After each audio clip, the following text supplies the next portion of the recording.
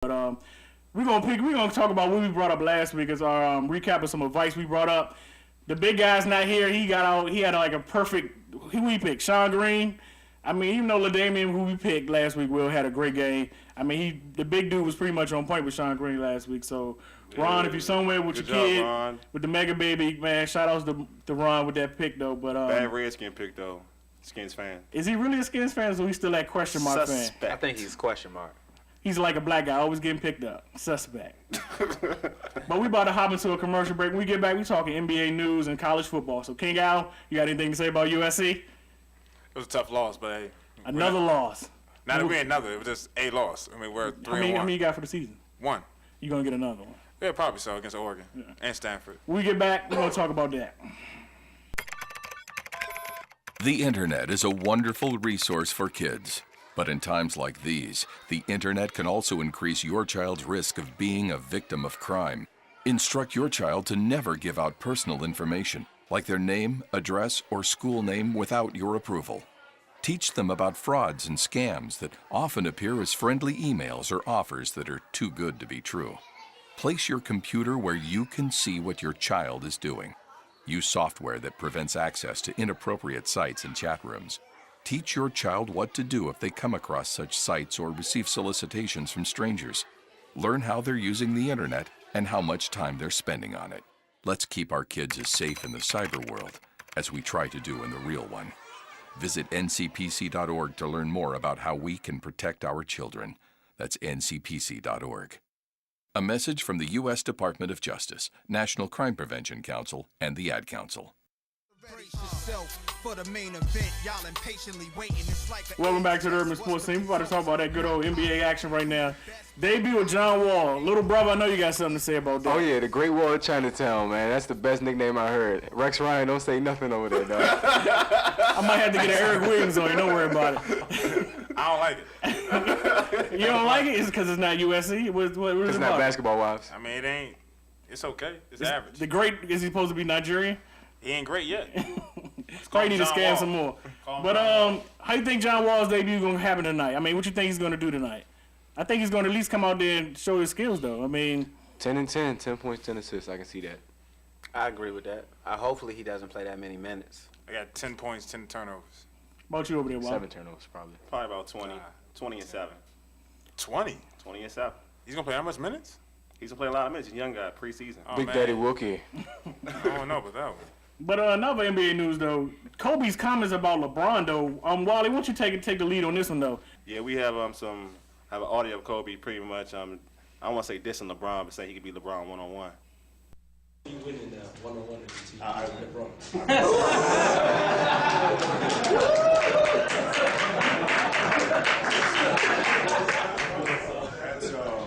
That's what I think.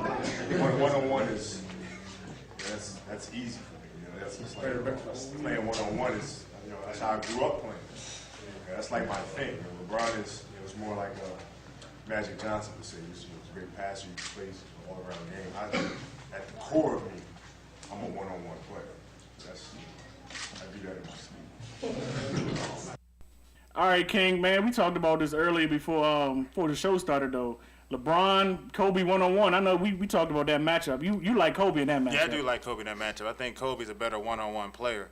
He could take his man off the dribble and post up. LeBron, yeah, he's physically talented, but he's not a one-on-one player, as you can say. But Kobe Bryant is, and I think Kobe would beat him one-on-one. Might I say I do not like Kobe at all. Ray, you want to chime in on that? Nah, man, if LeBron puts that boy in the post, it's a wrap. He's too So I was strong. saying the They'll end same up thing. fighting because Kobe be grabbing him the whole time. Okay, but this Kobe, he can't miss a shot. If he's making his jumper, LeBron might have a problem. But LeBron goes to the rack, it's over. But this is the thing, though. Have you ever seen LeBron really go to the post up normally?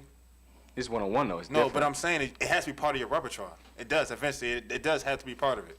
But to say he's more like Magic anyway, But everybody get your roll on. sticking with LeBron, though, his comments about race being a factor of him being vilified because of that. I mean, you guys want to chime in on that a little bit? Yeah, About you over there, Will. I think it's the truth. I mean, anyone who says that race isn't a factor in anything we do, you're lying to yourself. Whenever you see a person, you see an individual, you see color first. Some people say the dumbest thing when they say, "Oh, I don't see color, I just see a person." That's BS. You're lying to yourself. Part of me feels like it does, and part of me feels like it doesn't. And I'll say this: when Wayne Gretzky left Montreal, he was like sorely missed. You know what I'm saying? Yeah, that's true. The fans were mourning his loss. They weren't burning his jersey or blaming the organization. But when LeBron left, I mean, Actually, they were blaming the organization. You're actually incorrect about They that. weren't? They were. That's why I said they were. Oh, they they were. weren't. Argumentative. Let's go. Hostile black man. Get your roll on, man. It seemed like you want to chime in on that a little bit, King. Well, it is a little racial. Like I said, when I was speaking to my brother, I told him about Brent Favre. Brent Favre is glorified, doing the same thing. He's actually the worst at it. LeBron, he just said on TV, I'm going to Miami. I mean, Brent Favre decided I'm coming, I'm going, I'm coming, I'm going, I'm coming, I'm going, coming, I'm going. And no one's talks heavily about him. I mean, any black man with millions of dollars is going to be looked at. It is what it is. It's sports. Yeah, they weren't really getting. They didn't have private jets going out to Akron to check out LeBron. Yeah. So, I mean, I think it's kind of. I'm kind of agreeing with you a little bit over there, King. I think it was. I mean, that's a good analogy we're using Brett Favre because I think it's pretty much. It's no need for them to even go that way with it. So, but on the next topic we're gonna talk about though is sticking with LeBron. The Heat, first game of the night. I mean, I heard they were scalping tickets like it was a Super Bowl down there. We talking like $200, $300 for a preseason game, and I mean, we can't even keep our eyes off the preseason game while we watch it in the studio right now. So, what you guys think about that though? They got him by Chris Dell Bosh right looks now. great. Chris Bosh looks good. They're up 21 as we speak. I mean, it is Detroit. I mean, it's still preseason. I mean, it's probably Bama's on the court right now that's going to be working at UPS like in the NFL, but I mean, it is what it is. I mean, I want to see Deshaun Butler get in the game. how about you, Will? At one point, you left the studio to go watch the game, so what do you think about that? I think it's an interesting game. Like everyone else, I'm excited to see the Heat's first preseason game. I want to see how the new Big Three played off of each other. Chris Bosh, he looks excellent to me. I had questions of how he would fit into their offense, but he's playing very well tonight. Well, with the preseason started, so who you guys going to be, what guys you going to be looking out for this season? What teams or what players? How about you over there, King? You going to actually root for the Lakers this year? No comment. I'm going to be looking at Michael Beasley in Minnesota. Any team you think may make a move this year over to Minnesota? A significant move will probably be, I think the Oklahoma Thunders might be the #1 seed coming out of the West. Wow, that's a big prediction. bold That's prediction. a bold I like prediction. that. I like that. The one team that I'm looking for out in the West is actually the Los Angeles Clippers. I think they have a nice young nucleus of talent. They're going to have Blake Griffin playing this year. This will actually be his rookie year, along with Eric Gordon. Eric Gordon looks like he's gained the world of confidence just playing on Team USA. So I think the Clippers will be a team to watch this year. Did they make the playoffs? I think they can get in as an 8 seed. The Okay. West isn't as strong as it's been in previous years. So who's if they're making it, who's out? You know who's going to make it? Boom! Like the Nike commercial. We're going to keep this going here. We got a whole NBA season to talk about. Okay? That's what's going to happen, all right? God, Google it. But we're going to hop into some more news. I know you really want to talk about college football. Well, if you insist. Yeah, there you go. I know you're going to lean up a little bit for that one, though. The Red River robbery was not a robbery this past weekend, though, because, I mean, Oklahoma pretty much, to me, just dogged Texas. Texas wasn't even significant enough. I mean, Texas is pretty much on the slide this year to me. King Al, what you think about the game? Well, Mac Brown and his squad, what do you think about I it? think the rivalry took a hit because Texas lost to UCLA the prior week. So that's why the rivalry wasn't as big.